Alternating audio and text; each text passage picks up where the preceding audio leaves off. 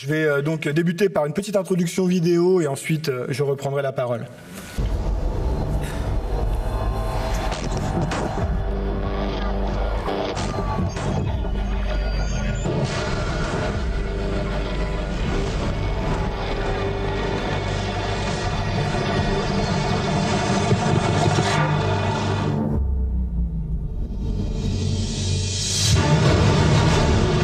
Systematic attack on the national infrastructure. He's eliminating all the utilities, gas, water, electric.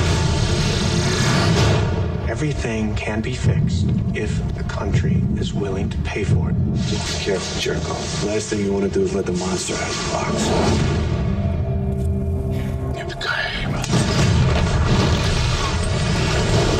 All I did was write a piece of code in English, please. It shuts down our entire defense network, this nation's security infrastructure. Ici, on voit apparaître une frontière entre le mythe et la réalité. Le mythe cinématographique, avec un Bruce Willis capable de lancer une voiture sur un hélicoptère, c'est pas celui-ci qui va m'intéresser dans la suite de la discussion, mais plutôt la réalité. La réalité autour de la menace cybernétique et la capacité d'une attaque systémique sur des États, sur des organisations, sur des gouvernements, et la manière dont on y est paré ou pas aujourd'hui, au niveau de l'État français, mais aussi au niveau international. Je vais d'abord reprendre un petit historique des menaces et des méthodes qui évoluent au niveau de l'Internet, avec quelques exemples que je me suis permis de prendre et que je vais illustrer au fur et à mesure. On a vu tout d'abord, dans les années 90-95, l'apparition de piratage pour le plaisir, piratage pour le fun, souvent lié à des étudiants, pour démontrer leur capacité à faire et leur capacité à détruire, ou en tout cas à devenir connus. Ce qui a marqué cette première évolution, c'est surtout cette capacité à intégrer le système d'information comme étant quelque chose de critique et comme étant quelque chose ayant de l'intérêt. On a vu apparaître, suite à ces menaces, disons-nous, enfantines, la capacité de l'utiliser pour générer de l'argent. Générer de l'argent notamment autour de la cybercriminalité. On a beaucoup parlé de l'Est et de l'Ouest. On voit qu'aujourd'hui, même en cybercriminalité, on parle énormément de la Chine, de la Russie, des États de l'Est, de Singapour, des Américains, des Français, qui ont capacité à créer, protéger ou à générer des attaques.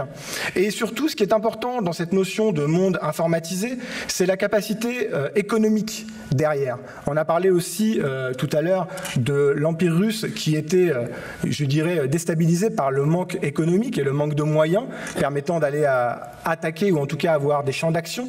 Aujourd'hui, la cybercriminalité est un moyen viable de récupérer de l'argent facilement. Je sais qu'on a pas mal d'étudiants avec nous aujourd'hui, je vais prendre un exemple qui va leur parler tout de suite. On voit de plus en plus dans le monde des jeux électroniques ou des mondes sociaux type Facebook, la capacité d'acheter et de vendre des éléments avec du cash ou en tout cas de la monnaie virtuelle. Le gros avantage de ces monnaies virtuelles, c'est cette capacité à être irréversible et à ne pas pouvoir être tracée. D'où l'intérêt pour des États ou pour des organisations d'utiliser ce vecteur comme un vecteur de financement à des activités beaucoup plus profondes. Pour vous donner un exemple d'activité commune, certains d'entre vous ont peut-être été touchés par le virus dit gendarmerie qui démarre au démarrage de votre ordinateur et vous dit que vous avez téléchargé un certain nombre d'éléments fallacieux, type pédophilie ou films piratés, et qui vous oblige à payer avec cette fameuse monnaie virtuelle. L'intérêt de cette monnaie virtuelle, c'est que vous devez aller dans un bureau de tabac, payer avec du liquide, récupérer un numéro, et ensuite mettre ce numéro sur votre PC pour le libérer de son activité. Aucune capacité de tracer où va l'argent et d'où vient l'argent. Tout a été fait en liquide à travers un bureau de tabac et un numéro. Voilà un des exemples de facteurs ou de vecteurs d'économie souterraine qui permettent à certaines organisations d'aller beaucoup plus loin. Beaucoup plus loin, c'est quoi? C'est ce qu'on appelle, je dirais dans le langage scientifique informatique, les Advanced Persistent Threats ou les attaques persistantes menaçantes, ou en tout cas persistantes avancées en français, qui vont être des attaques ciblées sur des organisations privé ou public. Alors j'insiste bien sur la notion de privé ou public. Pourquoi ? Parce qu'aujourd'hui, la frontière, notamment dans des États comme la France, entre le privé et le public est relativement faible. Un grand nombre d'entreprises privées travaillent pour le public, un grand nombre d'organismes publics travaillent avec le privé, donc une capacité à venir toucher l'ensemble en ne touchant qu'un des éléments.